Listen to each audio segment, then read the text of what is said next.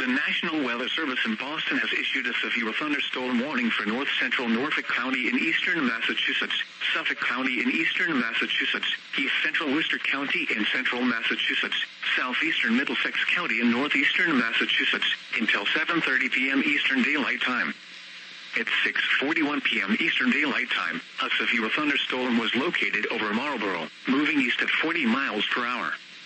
Hazards include 60 miles per hour wind gusts. Expects damage to trees and power lines.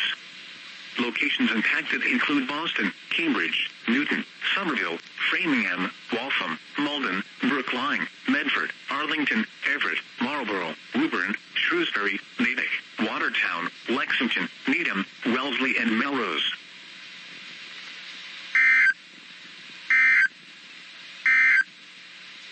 The following is a summary of watches